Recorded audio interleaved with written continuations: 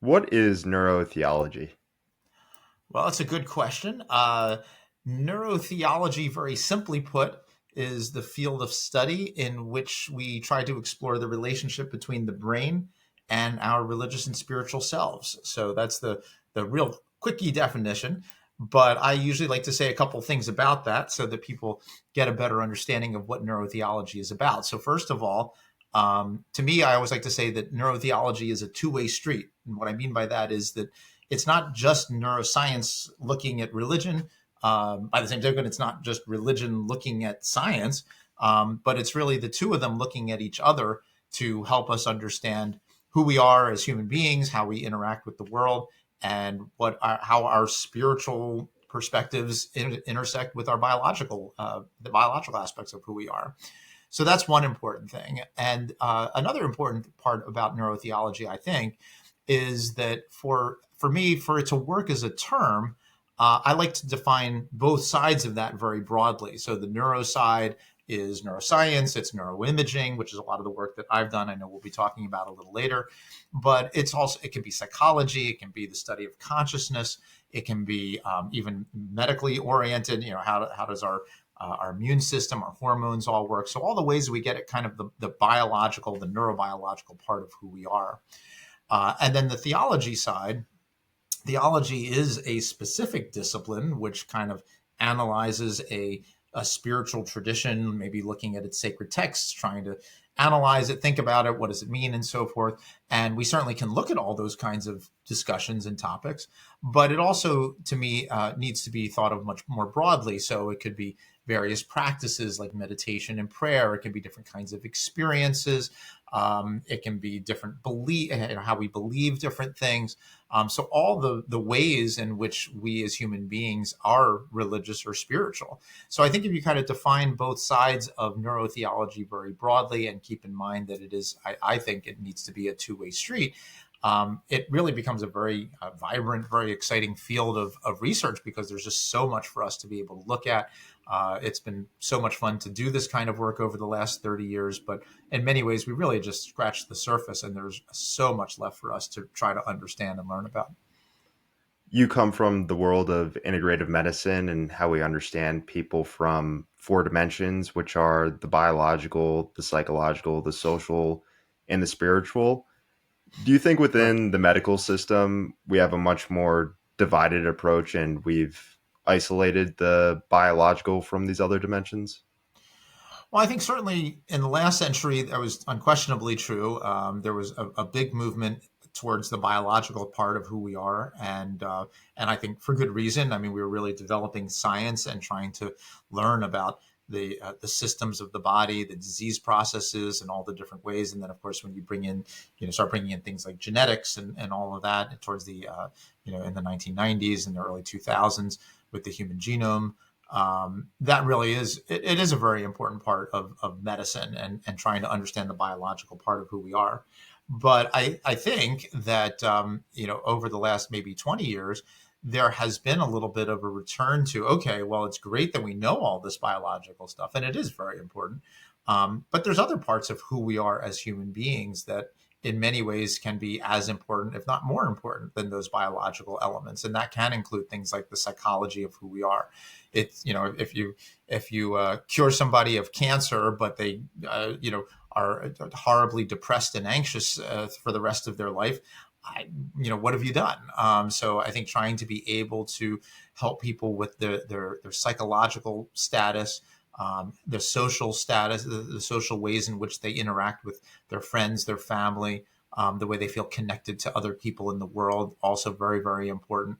And actually, like with regard to social interactions, we know that when people have strong social networks, they actually do much, much better when it comes to treating biological problems. So people, have people around them to help them deal with cancer, heart disease, and so forth, and depression, and help them to be able to overcome those different issues. So they are more likely to be successful at dealing with some of these biological problems. And as we've already mentioned, I mean, the spiritual part is also something that I think people have realized is a critical part of many people's lives. And for many people, it has to do with how they address certain medical issues.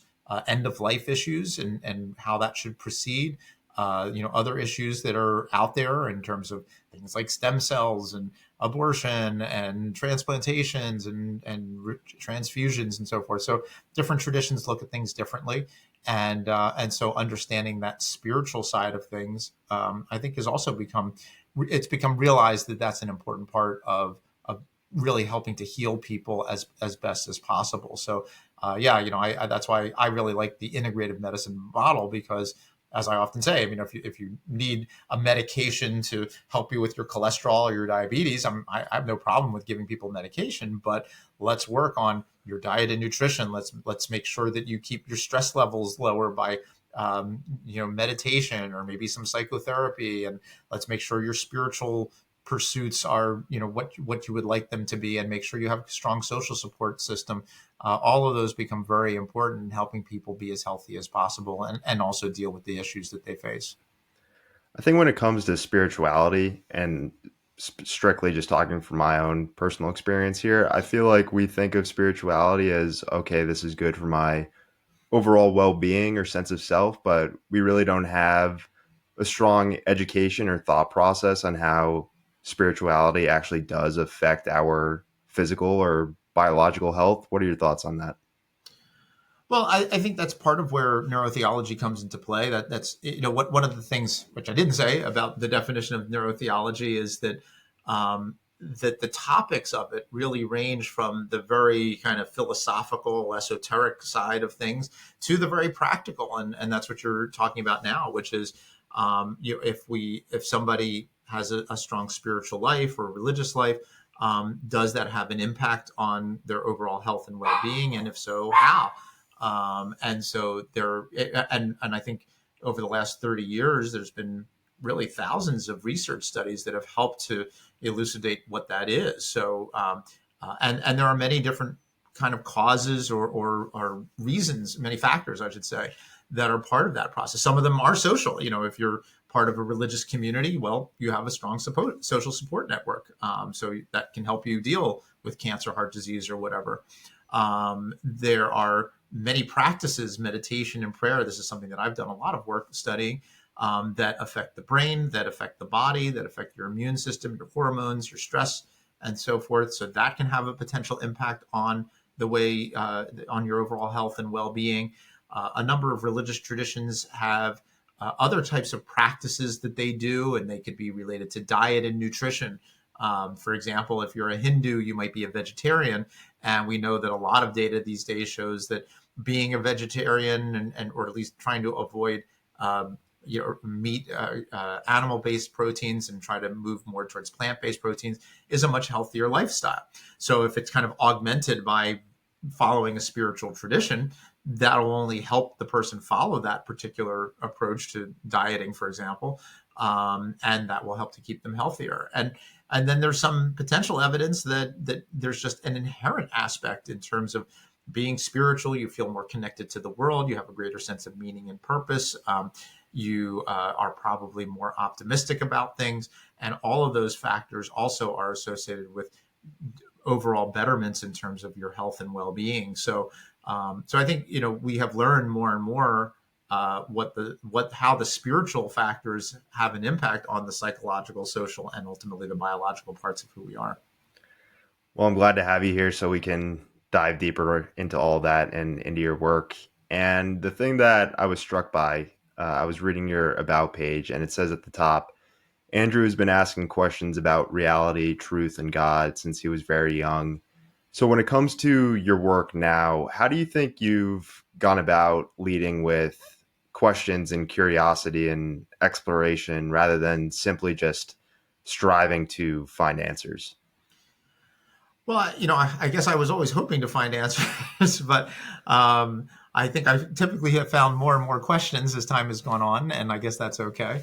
But yeah, I think asking questions is kind of the fundamental part of being alive.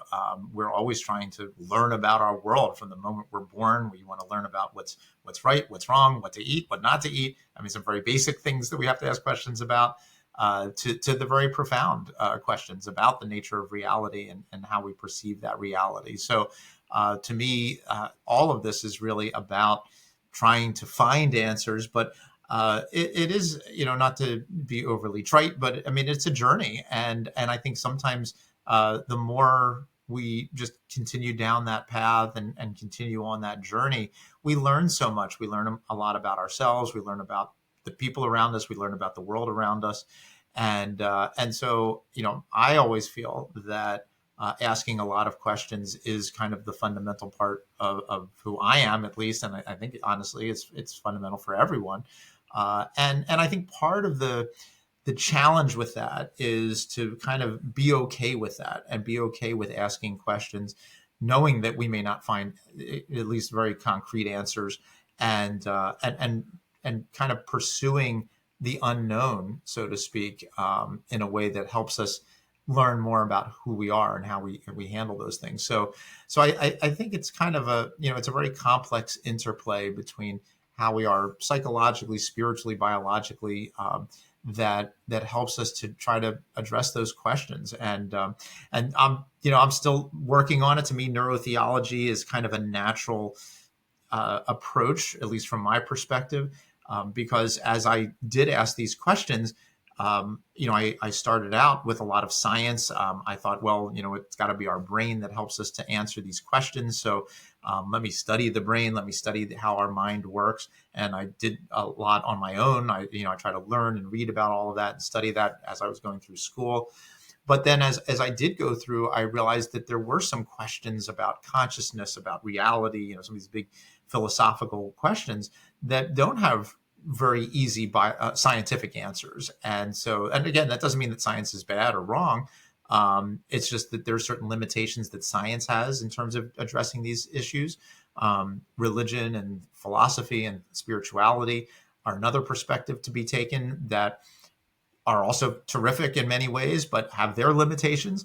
And so to me, I always sort of feel that at some level, and I don't know exactly what this ultimately will look like, there's got to be some combination where we take the best of what we can look at and ask questions about scientifically with the best that we can look at and ask questions about philosophically and spiritually. And to me, that's kind of come together in this field of neurotheology. And to me, as I continue to go down that path, it is kind of my combined scientific and spiritual journey. And I really don't know where it will take me, but I have faith in asking questions and hope to keep doing so. The big question and unknown is the existence of God and even understanding what that term God means. From a neurological perspective, why don't people actually need a concrete answer to that to actually benefit from their understanding of God? Well, I think, on one hand, people like to have as much of a definitive answer. Obviously, it's challenging to do that. It's hard to find a definitive answer. And so, it's where we kind of start to turn to our beliefs. I wrote a book a bunch of years ago called Why We Believe What We Believe. And a lot of that has to do with how much certainty do we need to have? How much openness do we need to have in terms of our understanding of that kind of a question about the nature of God? I like I said, I think on one hand, people, we're part of the answer to your question is that we have our brain that's kind of looking out on this universe, and it's basically an infinite universe. We have access to a very, very tiny percentage, 0.00, and fill in 1,000 zeros, 1%. And yet we have to try to make some sense out of it. I mean, we need to for our survival. We need to understand who we are, how we relate to the world, what's going on in the world. And so, when it comes to some of these beliefs that are scientific, that are religious, they are beliefs. And so, we have a certain degree to which we try to be definitive about them. But because we have we are mortal, we are flawed, we make all kinds of mistakes in trying to think about the world around us. It isn't a surprise that we would make a lot of errors and really have a tremendous amount of uncertainty and a tremendous amount of doubt. That's part of where our beliefs come in, that we need to try to believe some perspective on the world that helps us to survive and to get through things. But it, yeah, it is a real challenge. But I think that, even the idea of having some kind of perspective that works for a person, even if they don't know about it for sure, is something that it can be helpful for them, because the more we can feel, some degree of understanding and control about our world, then that is going to make us feel better. It's going to give us a directionality, a way of interacting with the world that hopefully works. But again, part of the hope is that when people find that those perspectives are not working, that they are willing to be open to them and change. And that's where sometimes, things go awry, when they continue to hold on to beliefs, even when there is, very clear evidence to the contrary, or holding on to beliefs that really aren't working for them. Even though, they kind of understand that they're not working for them, but they nonetheless kind of, hold on to that. And of course, again, we see this in religion and spirituality. We see this in morality. We see this in politics. And, I mean, it's a part of every aspect of human life. So it's not just religion and spirituality that's a part of that.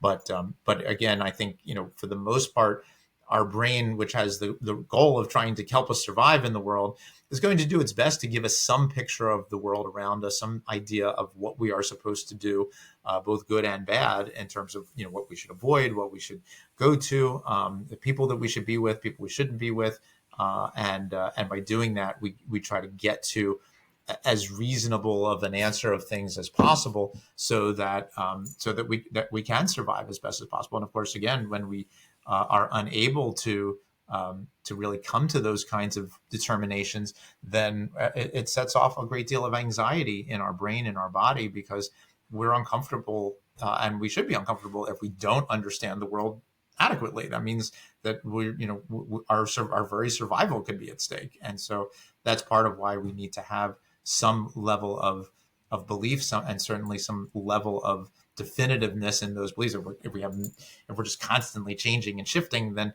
it also is not going to help us out. So we try to come up with some idea about the world which works, and which can kind of guide us through our lives. Getting deeper into the spirituality versus religion relationship, I think neurotheology can maybe be a understood term, because you may just think that theology is synonymous with religion, so you just think it's the relationship between, neuroscience and religion. But I know spirituality plays a big role in your work and understanding the nuance between the two. Yeah. What are the biggest differences there between religion and spirituality? So no, thank you for bringing that up, because it is an important point. And I when I give talks or when I do interviews like this, I do find myself frequently using the two words together, religion and spirituality, because I do want to be inclusive of different people's ideas and beliefs. And part of what neurotheology is about, that I would hope that your audience would try to come to understand, is that it isn't just about doing science, but it's about asking the questions. It's about doing things in some systematic way. So, when people ask questions about, well, are you a religious person? Are you a spiritual person? You get a grid, you get a 2x2 grid, where maybe, if you look at like the US population these days, about 2/3 of them will say, I'm religious and spiritual. And those are the people who are religious and spiritual. On the other side, you have the people who are neither religious nor spiritual, and those are your atheists for the most part. Then there's a growing number of people who consider themselves to be spiritual but not religious, and that, to your point about your question, that that this is a growing percentage of people, and I think the differentiating factor for them is that they're striving for something spiritual. They want to feel connected to the world. They want to feel connected to something greater than the self. They want to have some greater kind of philosophical understanding about themselves, about the world. They want to have a sense of meaning and purpose. And so these kind of fall into the realm of spirituality. And typically the main distinction is whether you consider yourself part of a group of people who say this is how to be religious or spiritual, and so this is what it means to be that, and that is one of the main differentiators in terms of these two terms.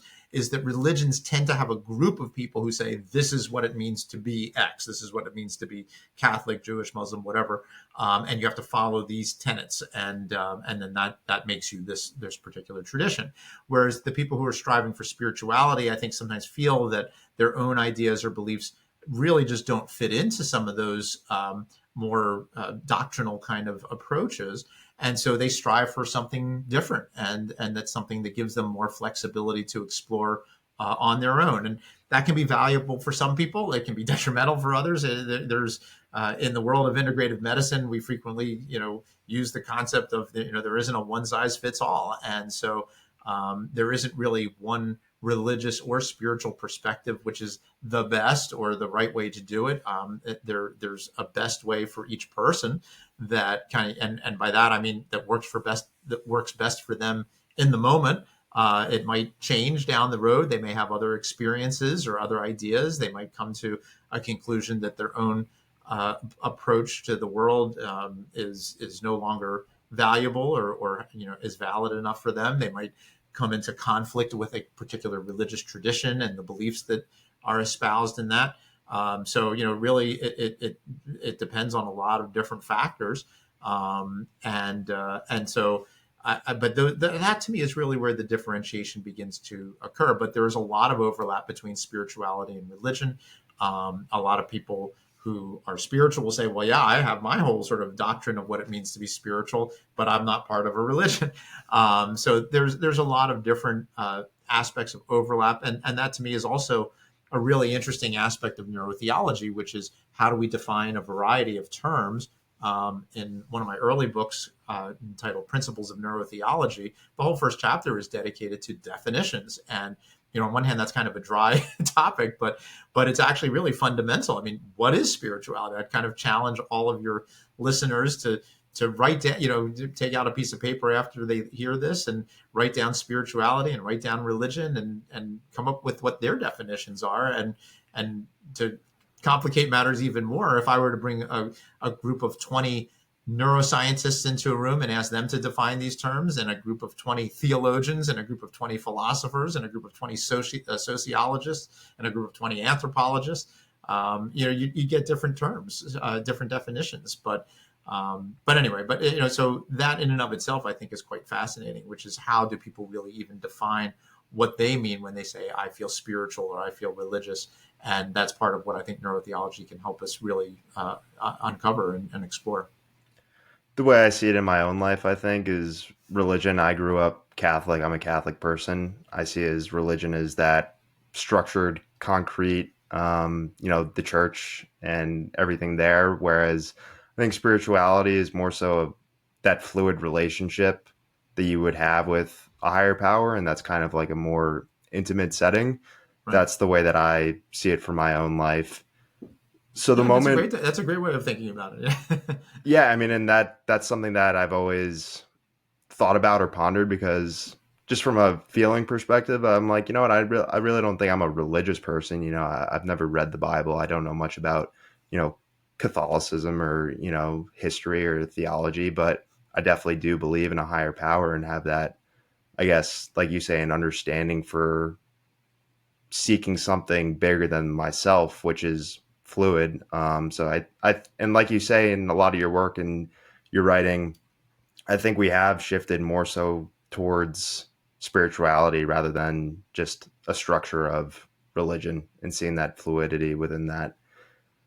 Yeah. And you say, Well, and but one of the things, so for example, one of the things, one group of studies that we did was based on a survey where we asked people about their spiritual experiences, and again, to the point of this kind of discussion about spirituality versus religion, it's fascinating to see what happens to people when they have some kind of profound experience. Some people, they move towards their religion, so somebody like yourself may have some experience where you experience Jesus or something like that in a vision, and you say, I have to embrace my Catholic roots. Other people will see the same thing and say, oh, that's completely different than Catholicism. I've got to go in a different direction entirely. And that to me is also quite fascinating when people decide to go in one direction or another because of what are apparently, seemingly similar kinds of experiences. So the other the flip side of that, in the medical world, sometimes I've been there where people have lost a spouse or lost a child or something like that, and for some people they say I'm going to turn towards my religion because God will help me through this. You look at like the fires out in California now, and some people are turning towards God to pray and to help them through this horrible time. And other people are like, well, why did God let it happen in the first place? I reject God. Why would God do that to me? So again, what's the underlying aspects of who they are biologically, spiritually, that then lead them to move in one direction or another, and how did the different experiences that we have in life, both good and bad, lead us down those different paths. And that to me is what winds up being a very exciting area of exploration, which is trying to understand where and why and how people decide to take the paths that they do. I'm glad that you mentioned that because there is a personal spiritual experience that I wanted to bring up to you. But before we Sure. get to that, talk to me about the relationship between the parietal lobe and spirituality. Yeah, so we've looked at a lot of different parts of the brain, and before talking about one particular area like the parietal lobe, like you mentioned, I always like to emphasize that when we look at all of the research that we've done, that there isn't one part of the brain that is sort of the spiritual part of our brain. That we use many different parts of our brain when people engage their religious or spiritual beliefs.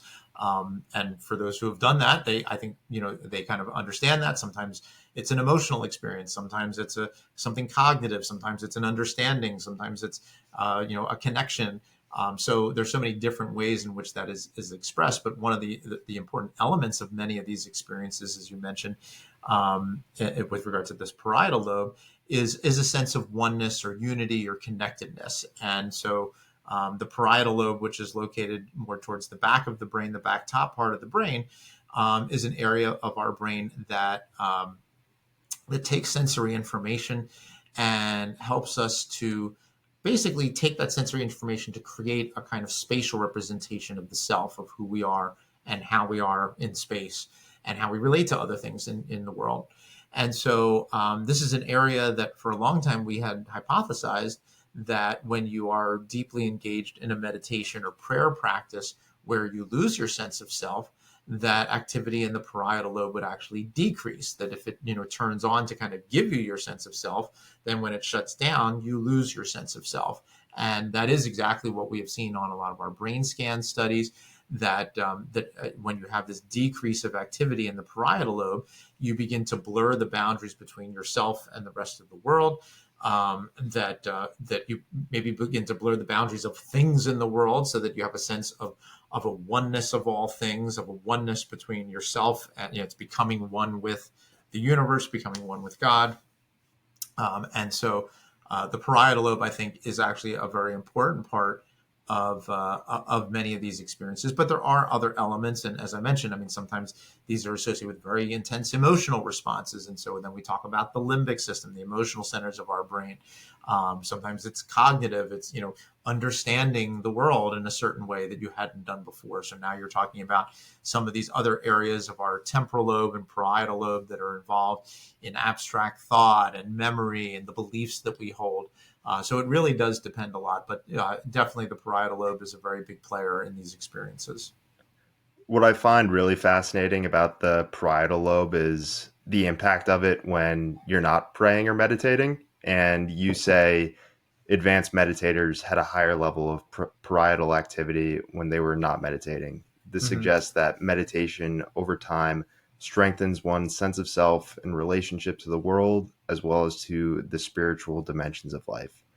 One of the things that we have noticed as we've done our studies, so a lot of our early studies were like, what happens when you meditate? But as you're just pointing out, there are long-term changes that also occur. And I think some of those changes really uh, kind of set our brain up to be able to have these experiences. And one of the things that I've looked at a lot that is hard to study real directly, but the brain is always changing, and so it may not be a low parietal lobe per se that is part of the experience, but the change that occurs, that it's the drop, not just the, are you here or there? And that so if you then actually kind of ratchet up the activity in one area, then the drops become much more profound, and then maybe it's associated with these more profound experiences. So these practices do change the brain not only in the moment, but there are longer term changes that affect our potential for having spiritual experiences, but actually change the way people think and believe about the world around them. So it really has a very long term, has the potential to have a very long term effect. One of the questions that I always ponder and ask people is, how do you develop the relationship with yourself, or what are you doing to develop the relationship with yourself? And tying the parietal lobe into this and using the parietal lobe, I guess, to build a stronger relationship with God. Is it fair to say that spiritual experiences and a strong relationship with God can be synonymous also with a strong relationship with self? Yeah, it's interesting. I mean, you can have.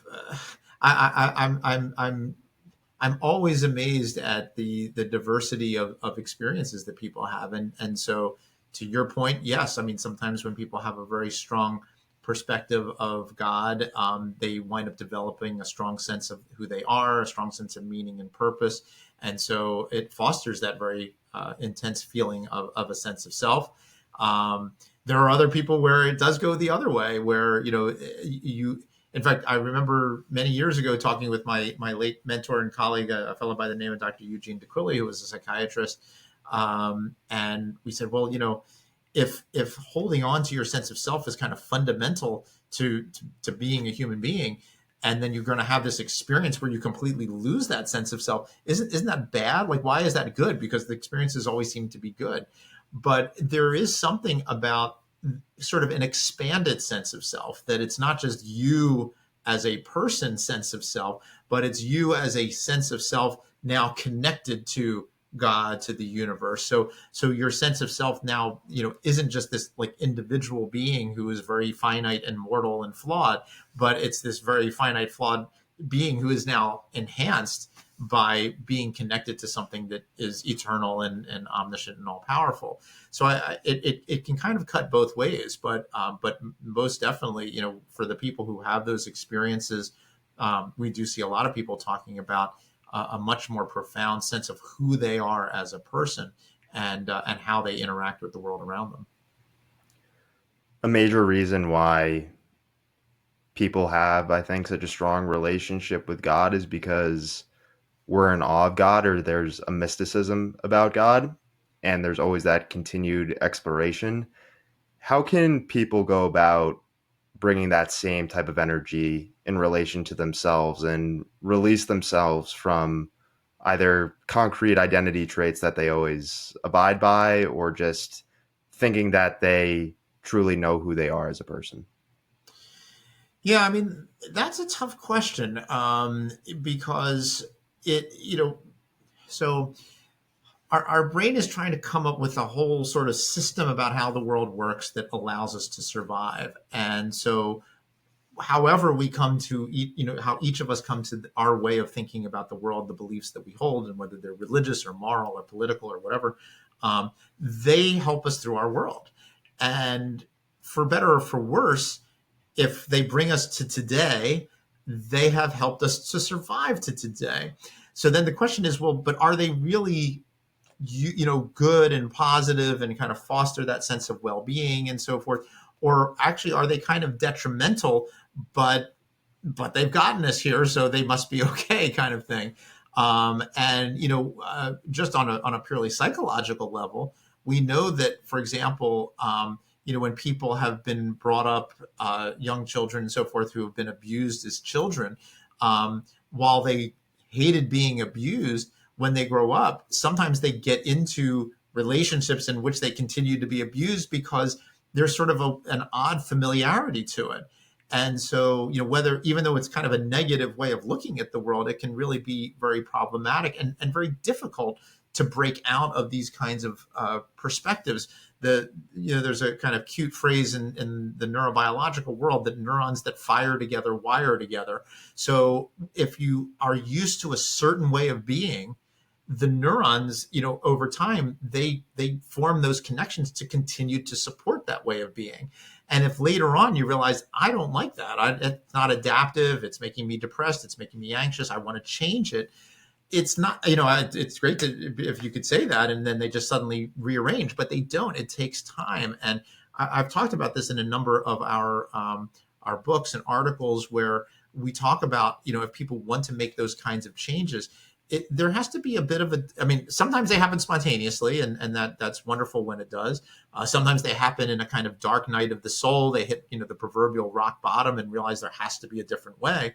But for a lot of people where they just kind of continue down their paths, but with these kind of negative ways of looking at things, it's a real challenge, and there has to be a kind of conscious effort to want to change, and then a bit of a thought of how that change will begin to look, and whether that is a way of embracing something spiritual, or being more optimistic, or whatever it is.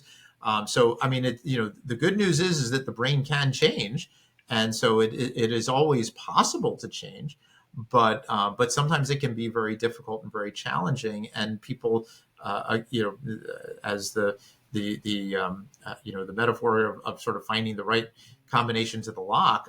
To a certain extent, we're all a little bit like that, and there are thousands of different meditation practices. There's hundreds, if not thousands, of different religious belief systems. So if Catholicism doesn't work for you, then what about Protestantism? What about Judaism? There are certainly many other possibilities. But on the other hand, it's difficult as a singular person to say, oh, well, I'm just going to try each one of these for for a year or something like we can't do that. So we have to kind of come up with ideas and approaches that we think are the most likely to work for us. Again, that's part of where I would love to see neurotheology help us, which is can we look at certain characteristics, certain traits of people, and find pathways that seem to be more likely to be helpful for them. And give people a little bit more direction and say, okay, well, you're a 22-year-old, college student who is really struggling with anxiety. Maybe mindfulness is the right approach for you to take. You're a 37-year-old divorcee, who was raised Catholic. Maybe you should return to Catholicism and try to find a way to embrace that. We don't have a way of doing that kind of a thing, and which is different than the medical world. If you come to me and you have an ear infection, I know what kind of antibiotic to give you, and I give you a different one than if you have an eye infection or something like that. So, but we don't have that information, and that is information that I would love to find some way of helping people to figure out, because it'd be wonderful to do that. Getting into that direction from a macro perspective, what are the biggest health benefits when it comes to spiritual and religious practices, and what are the exact practices that create those benefits that you've looked at? Well, I think that the most obvious changes that are fairly well seen across many different kinds of practices is an overall reduction in stress, an overall reduction in anxiety. What basically these practices are doing is that they're, as you kind of focus on something, as you focus on a prayer, on a meditation, on your breath, what they do is they really literally relax the body. So we have what's called the autonomic nervous system that regulates our arousal response, which is important. If something, if you're caught in one of these fires out there in California, you want to get going. But on the other hand, you want to be able to relax and calm down when it's time to do that. And so these practices tend to activate what's called the parasympathetic nervous system, which lowers our heart rate, lowers our blood pressure, lowers our stress hormones. And so if you think about, risk factors for things like heart disease and cancer and so forth and infection, you want your blood pressure lower, you want your heart rate lower, you want your immune system to be working better. You want your stress hormone levels to be low so that your immune system, your hormone system, your overall inflammation in the body is lower. And that will give you the biological benefits of doing these kinds of practices. So that's probably the most commonly observed kinds of changes. Now, as to which practice, that gets back to the combinations of the lock. I mean, each person has to kind of find the one that works best for them. Obviously, there are some that have a fairly broad appeal, so it's not a bad idea to look into your local yoga, classes or a mindfulness class or something like that, since those are around, or a church or a synagogue or a mosque where prayer practices are going on. If you feel that those resonate with you, that's probably the most important, and that is part of what our data has shown, that it's not that every practice seems to have benefit. What seems to be the most important factor is not so much what the practice is, but how well you can engage it. So, if you are if you do a particular meditation practice that you love and is really good, and you can do it for half hour a day, and it really, makes you feel great, then that's the best one. And I mean, interestingly, I mean, it really does need to be. We talk about this in the medical world. For example, and talk about your Catholic background. So I published a study many years ago where we were looking at the practice of the rosary, and we found that the rosary reduced anxiety. Not a surprise. But I wouldn't then go to a Muslim patient and say, hey, I have a research study, I have data that show that the rosary will reduce your anxiety. They look at me like I'm crazy. So but maybe there's a Muslim prayer practice which is similar, or again, and you can extrapolate this to any particular tradition. So you want to help people find practices that work for them, that help them to feel good, that help them to feel more calm, more connected, as we were talking about earlier. And those would be the kinds of practices, especially when they feel they can fully embrace them, that will have the greatest effect. So we obviously have these practices that we're experiencing, but when it comes to visualization and symbols of a higher power, let's say the cross, for example, and me seeing the cross and having, I guess, a sense of comfort or strength, what exactly is going on in a scenario like that? Yeah, so visual symbols. Again, the brain is remarkable because we use it in all the ways that is available to us. And so when you look at rituals and religion, they take part. The better rituals are the ones that activate all of the different senses that we have. And so the imagery, whether it's the cross in Christianity, or the Star of David in Judaism, or the crescent in Islam, those images evoke changes in our brain. In fact, interestingly, a lot of the religious symbols, and we did a study on this, it affect the brain at a very fundamental level, at kind of a primary level, in terms of how we perceive the world around us. So they have a fundamental effect on us. They stimulate our brain. In this case, instead of relaxing us in general, there's this kind of, it's like, wow, this is something that's important. I have a feeling of power, of awe, whatever the feeling may be. And then that establishes a sense of connectedness with this idea, this concept. And again, if to augment that, to bring in smells of being in a house of worship, the taste of drinking wine, the feeling of people near you, or of the chairs near you, or whatever. So the more we can activate all of these different sensory processes, that activates the brain, that tells the brain these are things that are important for us to pay attention to.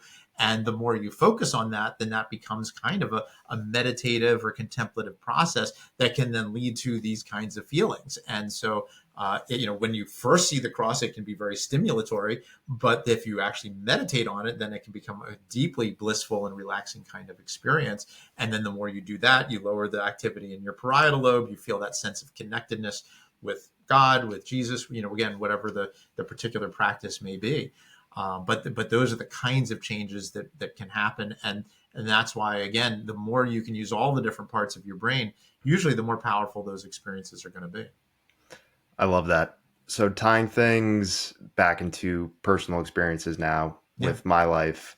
So a few years back, I had a really bad back injury, and a lot of conventional treatments didn't help me. And it was really an integrative healing process, where learning about the mind body connection and how my thoughts and emotions were playing into physical pain manifesting in my body. And throughout all that work, like I said, I'm Catholic. I really wasn't going to church, simply from the perspective of I was just in a lot of physical pain and wasn't able to be in that environment. But I knew I wanted to get back to church when I started getting better. When I did start getting better, was back in church once, and the work that had helped me from not being in pain anymore, like really just wasn't working in the moment, and I was feeling a lot of pain. And it was at a moment in mass where we all recite together, we're kneeling, and we say, Lord, I'm not worthy that you should enter under my roof, but only say the word, and my soul shall be healed. And as I was saying those words, and especially when I said the word healed, I could feel the pain, Uh, just from my head, just go all the oh, way through my body, out through my feet. And the way I describe it is that it wasn't just, the pain in the moment going away, but just everything. all the pain from this entire experience. And Mm, honestly, like probably my entire life that just left my body, and just pure stillness, um, because I really wasn't able to, be in the moment through that entire experience because my mind was always just thinking about the pain or was right. thinking about all the stress. So would Mm, love to know your thoughts on that entire experience. And it would have been fascinating to see an image of my brain in that yep. moment. No, well, thank you for sharing that. I mean, it's wonderful. I really enjoy hearing people's experiences, and it's been a big part of my work to try to understand them. Like I said, we have thousands of descriptions of these experiences, which have been a kind of treasure trove of data to help us understand them. And you bring up a kind of experience which is a very profound one, which is one that has kind of healing powers.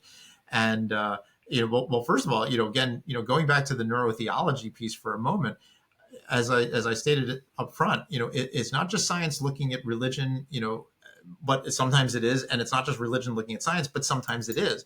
And so, to me, neurotheology needs to be very open to all of the possibilities. So, one of the possibilities is the religious one, which is, did God, truly enter you in some way and affect these kinds of changes? And that's certainly a possibility, and it's something that it would be wonderful to be able to sort of explore that and try to understand that in some way. At the very least, while we may not, obviously, there's no way for us to study God, so to speak, but we can study your effect. We can study, okay, well, what changed in you between, before and after, and we can look at those kinds of questions. Again, it's very challenging because we often don't know when those experience. I mean, I'm sure you were in church many times where you didn't have that experience, and then now that day, you actually had that experience. So that's a real challenge too, because we never know exactly when those things are going to happen. But beyond just the purely spiritual or religious answer, the brain itself is remarkably powerful, and it has its own abilities to modulate what we feel. I mean, the thing about pain, and I've done some studies separate from religion and spirituality that have looked at pain. And I mean, pain is really a remarkable thing. I mean, obviously, it's horrible when you're in it. I'm in a little bit of back pain myself these days, but what's kind of odd is that I feel it back here, but I'm really feeling it up here. I mean, this is where I feel it. So, theoretically, then the feeling is something that your brain is able to modulate or change. There have been interesting studies about how different neurotransmitters, the chemicals in the brain, like the endorphins and so forth, can change the way we perceive and feel things. There are nerve fibers that connect your back or different areas wherever you have pain up into the brain. There are inhibitory neurons that can block that pain. And so, you could get into all kinds of hypotheses of that, it basically, there was sort of a rewiring of your brain to no longer feel the pain, which is obviously, wonderful. But again, whether God did the rewiring or whether your brain somehow did it or, whatever happened, is obviously quite fascinating to think about and to explore. But what's also to me a really important piece to all of this is how does that change, in this case you personally, but how does it change any person in the long run? And so this experience where, for years or whatever, you had a specific, issue and a problem that was really kind of tormenting you, to have that suddenly lifted, is a very, I mean, the emotions that are part of that, the thoughts that are part of that, like you said, the way you think about yourself, all of that is going to undergo just a massive shift in that moment. And that is, again, part of what I find really fascinating of so many of these descriptions of spiritual experiences, that they literally last seconds, a minute or two, something like that. They're very, very brief, but they change everything about how the person thinks about themselves, how they think about the world. And so, it comes with it this sort of change, a sense of clarity, a sense of intensity, a sense of surrender, of sort of, giving yourself over to this process that now is sort of guiding you down a path that is, changes the way you look at yourself and looks at the world and so forth. So, we don't know exactly how these things happen, but they certainly do. And, to me, this gets back to the early questions that you asked. I mean, we're trying to understand who we are as human beings and how we relate to the world. And these experiences are kind of fundamental to many people's views of the world. So trying to study them and explore them and learn about them, to me, is part of how we learn how to answer those big questions, about the nature of reality and what we perceive. Everything you said there, I resonate with deeply from that experience that I had. And I think that's a good segue to your TED Talk, actually, with the watermelon as a symbol for the brain and explaining how it lacks a clear connection to the outside world. And you mentioned that to enlighten the watermelon and expose it to the universe, one could methodically cut into it and reveal parts of its interior. Or you could break it open entirely with force and a more radical approach. And you had showed the watermelon dropping and it just completely shatters. Yep. Um, and I wanted to I add an wanted to extra. do that for real, but they wouldn't let me. I wanted to add an extra layer to that and tying it back into my own experience. So Yeah. the watermelon was dropped against its will. Right. And that's what started my entire process with my chronic back pain. I did not ask for this dropping, so to speak. I was Right. dropped and then I was broken, so to speak, in that, healing experience in church.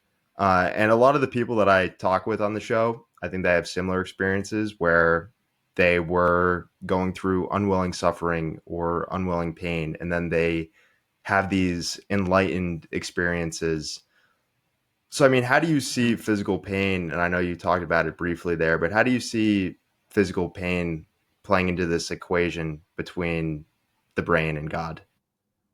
Yeah, well, I mentioned earlier that, I mean, there's this whole network of structures that are part of this process of being religious and spiritual. In fact, as I often say, I mean, if there's a spiritual part of ourselves, it's our whole brain, because and again, when you think about pain, I mean, there's the feeling itself, but there's, how it affects what you're able to do, how it affects your thought processes, your memory, your emotions, all these different elements of who you are. So, to me, it's just different ways of activating, or I don't even know that's the right word, but getting this network of structures to start to do what it does. And so, for some people, it is emotional pain. The grief from losing a loved one, or a bottom out of depression or substance abuse or something like that. For others, it is physical pain. In fact, I mean, interestingly, the studies have shown that physical pain and emotional pain activate the same basic areas of the brain. So that in and of itself is not too much of a surprise. And I think part of what goes on, and again, this is a bit more speculative because I don't know if anybody's actually done the study to look at how physical pain elicits these experiences. when you have pain, your autonomic nervous system kicks in. It hurts. It's, you feel tense, your heart rate goes up, you're uncomfortable, you're unhappy, and so it's when some of these changes in the autonomic nervous system, without getting into a lot of detail here, your arousal system can kick into very, very high levels where you get this kind of spillover or a turning on of the calming side of the brain. And again, this is all mediated by this whole network of structures. And then you can also have the opposite. You can have this very profound blissfulness, like through a meditation practice, and then you get this incredible feeling of arousal. So when you have these kind of very, very intense effects in the autonomic nervous system, you can get these powerful experiences of incredible arousal, but incredible blissfulness at the same time. That then and then that all connects up into the brain. So it hits your limbic systems. The emotions get crazy. I mean, in a good way, hopefully, and your thoughts and everything kind of really changes. And so, that's probably how this aspect of a painful, it's probably more of that kind of dark night of the soul kind of effect, just with a physical effect. But, it is, another group of experiences that are kind of somewhat related to what you're talking about are near death experiences, where, you have this very profound autonomic activity. The person is physically near death, and often with, searing pain or whatever's going on, and then they have this near death experience, which similarly changes everything about how they think about the world, and they think about themselves and God and everything, and often have profound changes in who they are as people. So these are the kinds of things that really can have a very powerful effect. I often talk about neurotheology as being this kind of big jigsaw puzzle. There's so many ways of getting into these experiences. So you're mentioning pain. I've mentioned the dark night of the soul, near-death experiences, we haven't even gotten into psychedelic experiences, meditation practices, prayer practices, spontaneous experiences, different neurological or psychological conditions. So, and the list goes on. So it's a matter of sort of activating this system in a way that enables a person to have these incredible experiences that make us feel like we touch reality in a more fundamental way than we do in our everyday reality. And that's part of why I've always been fascinated by them, because it's kind of, well, wait a minute, if a person has this experience and they feel like it's more fundamentally real, then what do we make of that? And we can't just write that off, and we can't just say it was a hallucination. We can't. I mean, maybe it was, but I mean, it needs a lot more, a lot more investigation before we start writing off these experiences. And in fact, I think just the opposite is ultimately going to occur. That these experiences are probably the ones that are going to lead us to our truer understanding of the world. But we'll have to see. Dr. Newberg, I could talk to you for hours about this. Where can people go to connect with you and see more of all your incredible work? Well, thank you, and yes, I love talking to you, and this it is an endless conversation. So, but if they're interested, my website is just Andrew Newberg, NEWBERG.com, and they can look at the books and articles and all kinds of ongoing things that I've been working on. I'm also on Instagram if people want to kind of follow the journey, so to speak, which is just Dr. Andrew Newberg, all one word, and happy to help everyone along the journeys that they're on. We're all in this together. So to me, that's what I my big idealistic perspective on neurotheology is that hopefully it brings us together and helps us to understand where we're the same, helps us to understand where we're different, and helps us to ultimately figure out kind of how we are as human beings. So hopefully we'll all figure it out together. Awesome. The one last question I have for you is that you say one of the top ways to exercise your brain is dialogue, and not just having, basic conversations, but deep, stimulating conversations like this. Any insights on the relationship between the brain and podcasting? Well, yeah, I mean, I think this is, as a lot of people have been pointing out in the last year or so, you know, when you get into these very brief pieces of information on social media through, like, X and Instagram and so forth, it's interesting because it kind of, it sparks a quick response, but it doesn't get into the deep dialogue that helps us to truly understand something and to explore something. And so I think, that is where podcasts, where people can spend a half hour, 45 minutes, maybe longer, really getting into the weeds of a discussion and a topic and explore that, gives people an opportunity to understand it in ways that they wouldn't when they're just looking at it very, very briefly. I mean, it's helpful to keep things brief in some ways, because even somebody listening to this whole entire podcast is ultimately going to remember a few really, salient points about it, which is kind of where things like Twitter, started from, which is, okay, well, let's just give people those quick points. And that's good. But if that's the only thing you have, then you do lose the opportunity to have that deeper dialogue and that deeper conversation and the thought processes that are involved in it. So yeah, the more you can engage all the different aspects of our brain, the deeper and the more complex and intricate your brain can get. So and we can all do it. So that's what's also exciting. It's all I needed to hear to give me confirmation to continue doing this then. Sounds good. Absolutely. Keep going.